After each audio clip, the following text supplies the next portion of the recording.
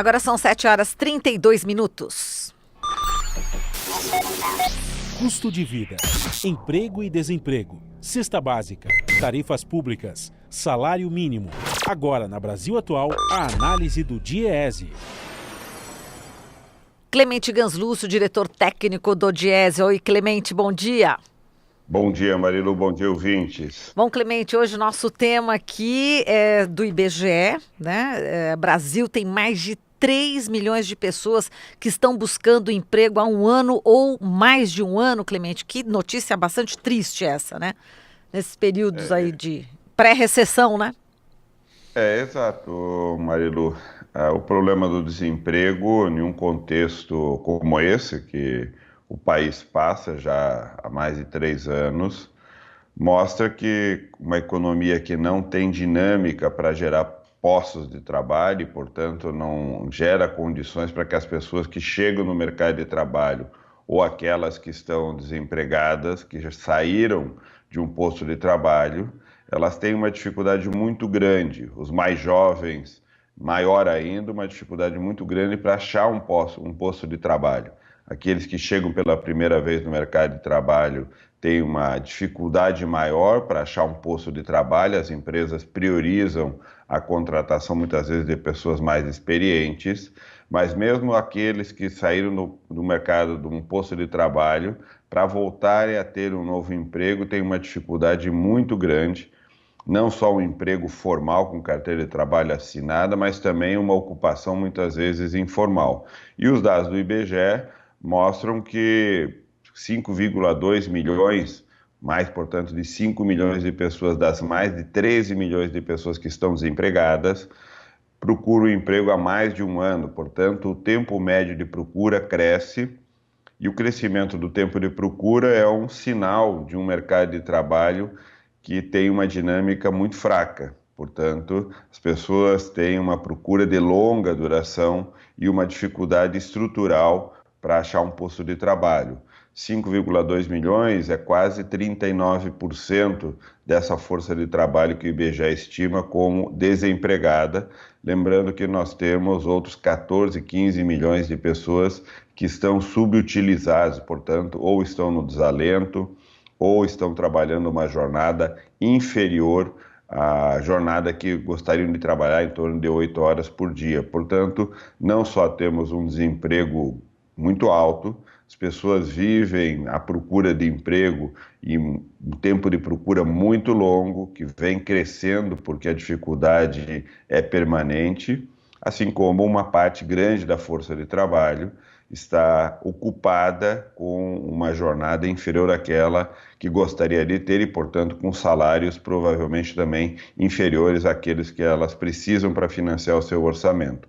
É um sintoma muito grave de um mercado de trabalho muito fraco, de uma economia também que tem uma dinâmica também muito fraca.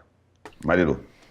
Tá certo. Agora, a gente sempre fala em números, mas as pessoas que estão vivenciando esse drama, né, do desemprego, Clemente, elas realmente estão um pouco aí desnorteadas, né, em relação a toda essa situação, né?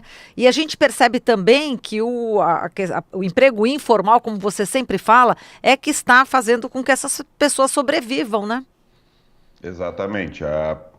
Um mercado de trabalho fraco do ponto de vista da dinâmica de criação de postos de trabalho, especialmente com carteira de trabalho assinada, leva com que as pessoas tenham iniciativas no sentido de achar algum tipo de ocupação. E essas ocupações acabam aparecendo, quando aparecem, do chamado mercado informal, ou seja, aquele trabalho por conta própria, o trabalhador que passa a fazer algum tipo de venda em vias públicas, o chamado camelô, o trabalho doméstico, o emprego doméstico, que ocupa predominantemente as mulheres, ou seja, volta a crescer a ocupação doméstica, muitas vezes com baixos salários, porque a parcela da população desempregada e com baixos salários também faz com que o emprego doméstico tenha uma diminuição no valor da própria remuneração.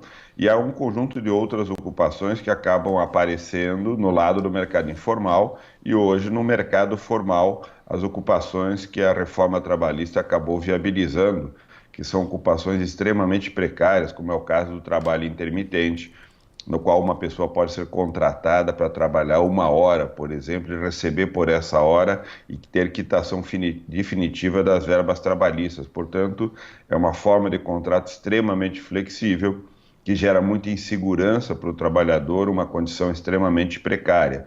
Então, não só hoje o mercado informal é predominante nas ocupações, como no próprio mercado formal, a legislação autoriza formas de ocupação, de emprego extremamente precárias. Exato, Clemente. A gente esteve outro dia aqui com o Chico Whittaker, né, que está fazendo aí uma cruzada, né, por um levante ético no país, e ele estava falando a respeito justamente de uma situação em que as próprias pessoas podem tomar uma decisão e desrespeitar a desobediência civil justamente para não prejudicar uma outra pessoa. Por exemplo, a objeção de consciência, né? Então a gente tem conhecimento de que muitas pessoas que vendem esses produtos de forma aí pelas ruas, elas acabam sendo, os policiais acabam tirando, né, os próprios produtos que elas estão comercializando e elas ficam sem exatamente a maneira de sobreviver. Então é muito importante essa objeção de consciência nesse momento, né, fazer com que os fiscais permitam com que essas pessoas pelo menos consigam sobreviver, né, Clemente? Exato, essa flexibilidade que a situação vai gerando inclusive em torno daqueles que têm a tarefa de fiscalização, muitas vezes associado ao cuidado sanitário, ao cuidado da qualidade do alimento que é vendido, muitas vezes a origem daquele produto que é vendido, ou seja, todo um trabalho que é necessário por parte da prefeitura e dos fiscais, mas que muitas vezes é observado também como uma flexibilidade, porque as pessoas sabem, mesmo aqueles que fiscalizam, que esse tipo de iniciativa do trabalhador se dá por conta da crise, ou seja, todos vivem essa situação, e evidente que aqueles que tomam essa iniciativa, é muito importante também que tenham iniciativas no sentido de atuar junto à prefeitura para criar as condições para que eles possam ter esse tipo de atividade.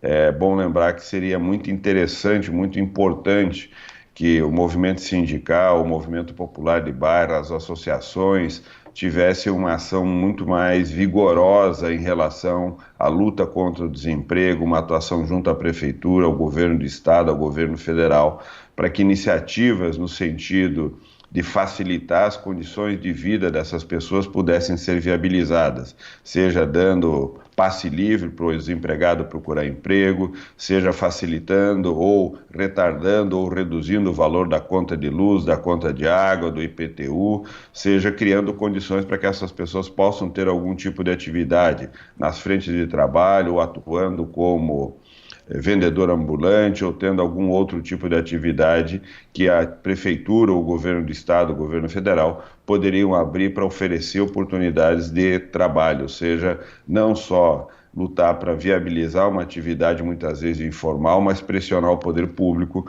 para que ele tome iniciativas que viabilizem algum tipo de ocupação de curto prazo, para que as pessoas possam resistir diante de uma crise tão grave.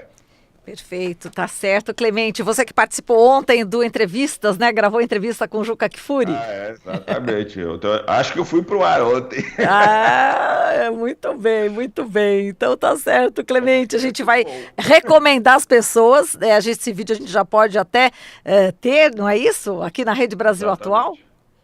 Está disponível no site, na rede da TVT, está disponível aí na Rádio Brasil Atual. Maravilha. Só colocar no ar. Tá certo. Valeu, Clemente. Muito obrigada aqui pela sua participação. Um abraço para você. Um abraço. Até mais. Até segunda, né? Até segunda. Bom fim de semana. Igualmente. Até mais. Falamos aqui com o Clemente Ganslúcio, diretor técnico do Diese.